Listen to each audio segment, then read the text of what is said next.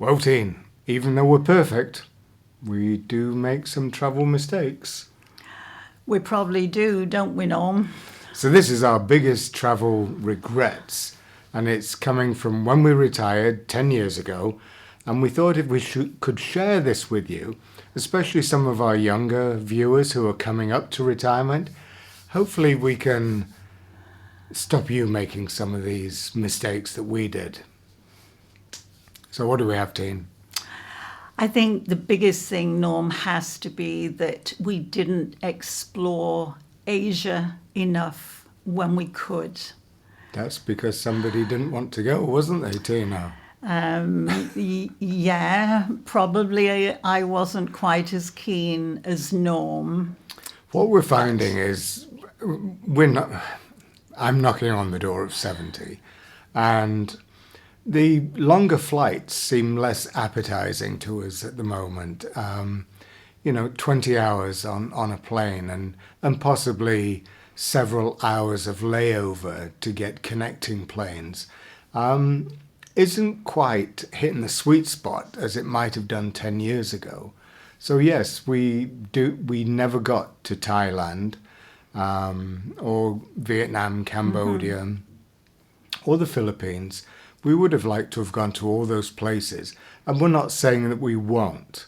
But what we are saying is that when we were 60 and 58, we would have been far more enthusiastic to do those flights. And I suppose really that was one of our biggest regrets. Yeah, we had way more energy, didn't we then, Norm? Yeah, and curiosity as Yeah. well, and wanting to go out and conquer the world.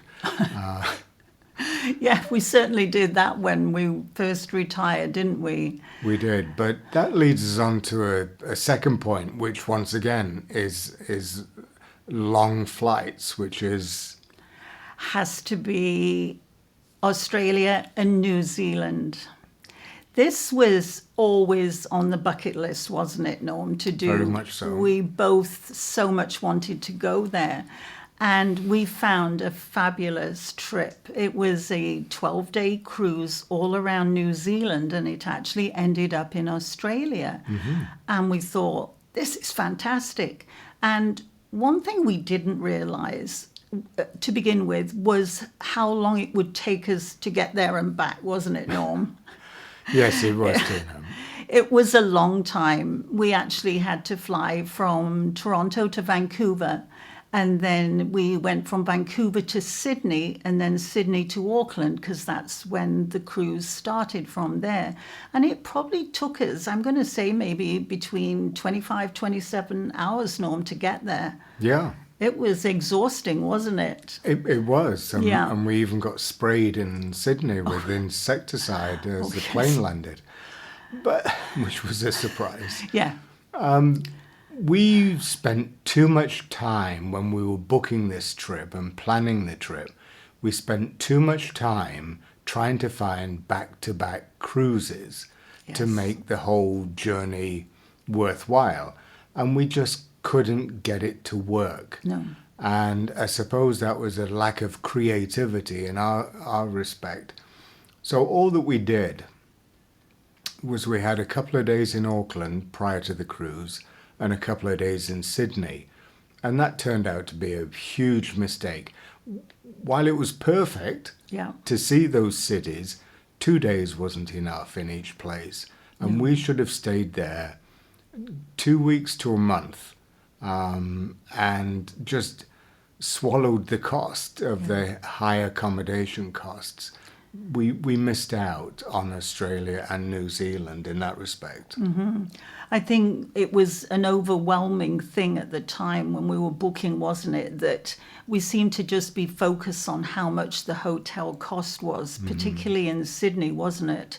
And we thought, wow, this is like outrageously expensive. And we thought we can just afford to stay a couple of days. But years later, and you look back and you think, you know what? Even if it was expensive, we should have just paid it and done it, shouldn't we? Very Yeah. much so, because, time is limited. But we were early in retirement at this point. It is going back nearly 10 years. Yeah, and yeah, when we first we, retired. we still had that, will our money last for the rest of our life? And so we were being relatively frugal. While it was an expensive trip, it was actually quite reasonable for the cruise itself, and the flights were quite reasonable, but it was a sizable amount of money. And I suppose we were just too worried about spending money on Yeah. expensive accommodation. I think so. That was probably at the back of our mind, wasn't it? I think so. Yeah, whereas now, looking at it differently and judging by the money still we have left, but you can't do that at the time. It's harder. No, we should have just bitten Yeah. the bullet and stayed longer and Yeah. had those experiences, because it was basically 30 hours each way, Yeah. including the layovers and what have you. So that takes us on to point number 3 about back-to-back cruising. And we've always wanted to do back-to-back cruising, because you fly somewhere, you get a 2-week cruise, and then you fly back. Well, why don't you stay and get another cruise for 2 weeks? Because the flights are paid for. Yeah. And to be honest with you, we've never been able to make it happen. We've never had a back-to-back cruise. No, it's kind of strange because we have friends who have done back-to-back cruises. All the time. All the time. But Norm and I seem to pick a cruise and think we really want to do that cruise. And for some reason, there isn't one before or after it to tag it along. But perhaps what we should have done was like taken the cruise, come off the cruise, maybe stayed a week in that place and tried to find even a different company to go on another cruise, even for another 7 days, because we were already there. I think part Yeah. of it was that we were hooked into Holland America. We were trying to get on their loyalty program Yeah. and to build our status on that, which we think was a mistake anyway, because the status program we don't believe is that valuable.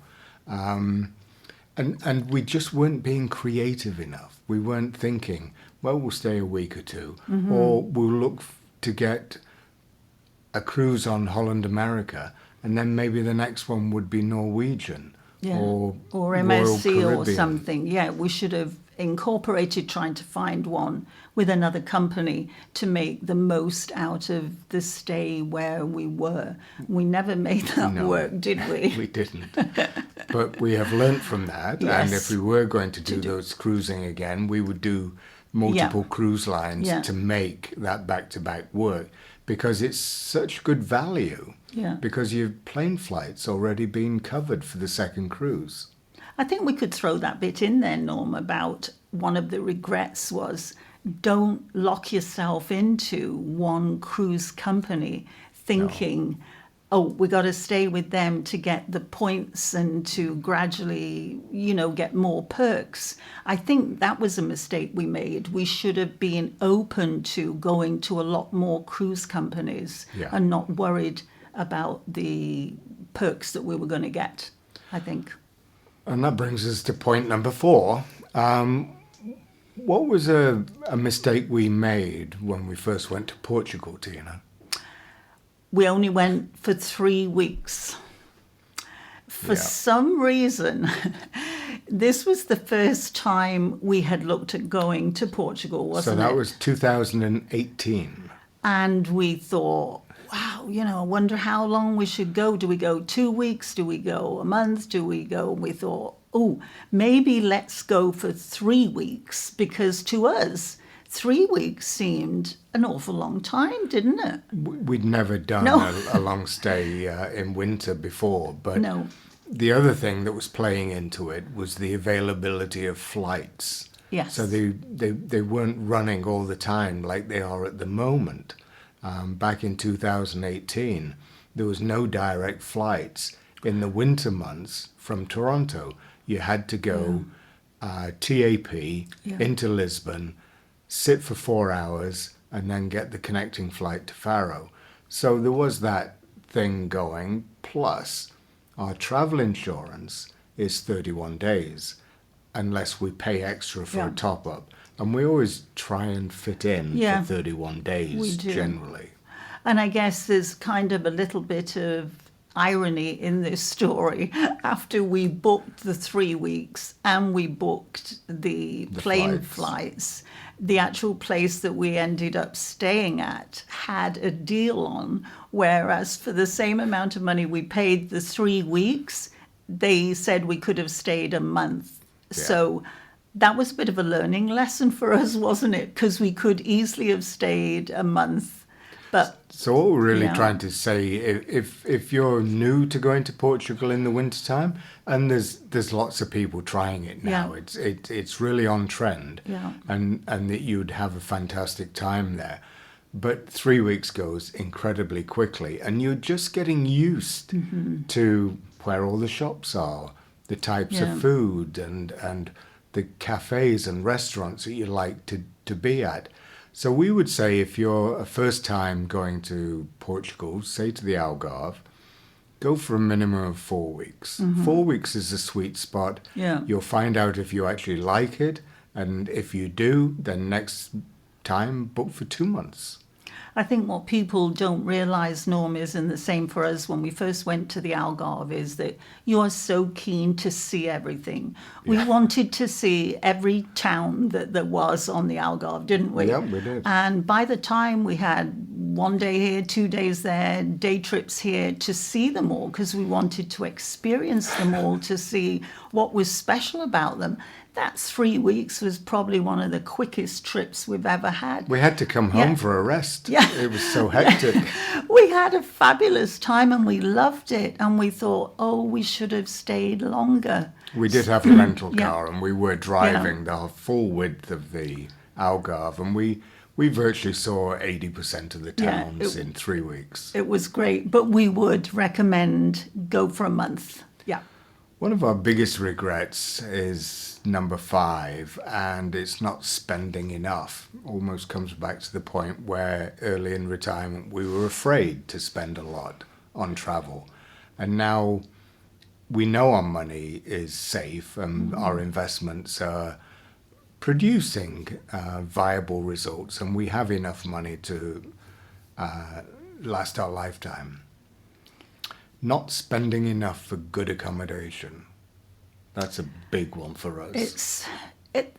That's actually a very difficult hurdle to get over, isn't it, Norm? It is for us. Because, you know, we've always been savers. We've always not wanted to have the money run out. So when you're looking for somewhere and you're thinking, particularly if you're going to be there for a month, you think, wow, you look at the cost and you think, that's an awful lot of money to pay for a month. But as time goes on, maybe it's not quite as much money as you think at the time. Are you sacrificing possibly the quality in the accommodation that you're staying in? And I'll use the example, Norm, when we've been staying in the 1-bedroom apartments in the hotels in Portugal, we've not had an oven. And so we were cutting out, not being able to do as much cooking maybe as we wanted to. Right. So that was a sacrifice, wasn't it? That perhaps we should have paid more for a place with more facilities to cook. So spending more gets you nicer quality accommodation. We're sick and tired of staying in some grandma's old house from the 1980s with the cast-off furniture, and you can tell now that when you look on Airbnb, they put a blanket over the sofa so you can't see how old and outdated it is. And we don't live like that. So why should we live like that for 2 months when we go away for the winter time? So we're reassessing our budget. The funny thing is, when we meet people in the Algarve, one of the big conversations that we have with everybody is how much you paid for your accommodation, and it's like a competition. I know. Oh, we paid 1,200. Oh, I got mine for 900. Then we meet another guy. Oh, I got mine for 800. And it's how low can you go?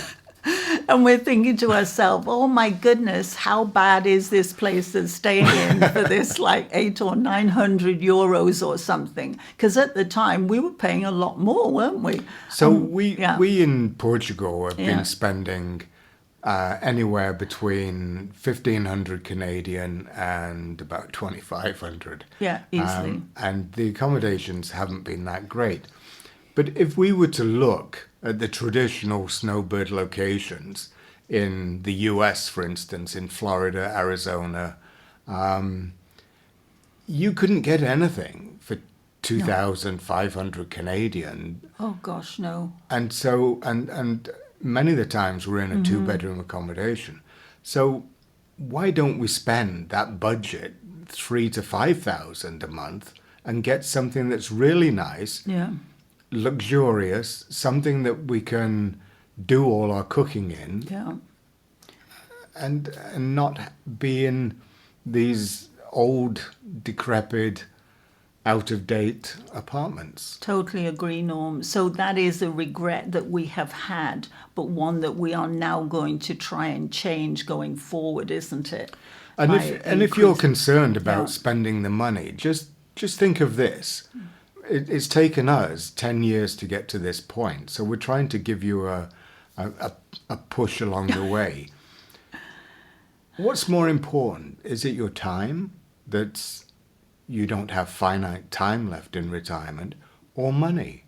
So we're starting to use the money because our time is more important, and having a good time is important too.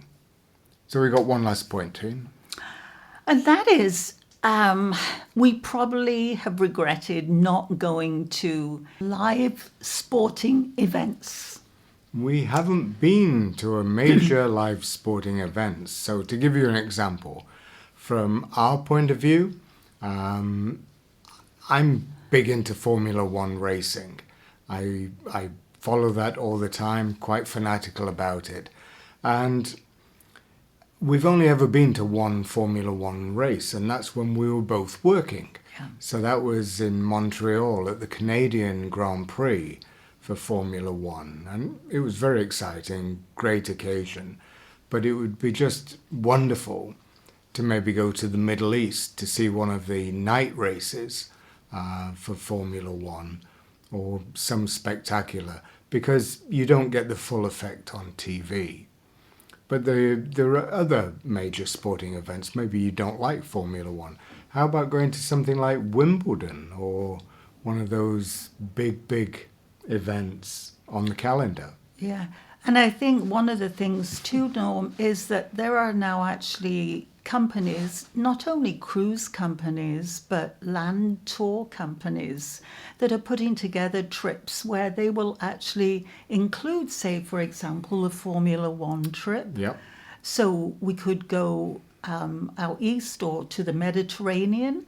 I think there's a couple, I think MSC and Windstar both do a cruise that includes the Formula One. They do, and that includes the tickets to the event. They also have some behind the scenes. They also have some celebrities that come on the ship and talk about the Formula One. So it's a whole thing. But there's lots of other sporting events that are available to you. And we just feel as though it's being retired. It's one of the things that we could do. It's expensive, but it's one of those splash out and have the experience. As we've said in the past, time is important. Yeah, it's not always just about the money, is it? Sometimes No. you do have to sort of put the money out there to experience something that's really nice. So it's not like we're going to go to Taylor Swift to her concert at $3,500. We could use that money. We could probably get a mini cruise for that, Norm. Probably could. So we hope everybody's keeping well. And staying safe. And until the next time, Bye-bye. bye-bye.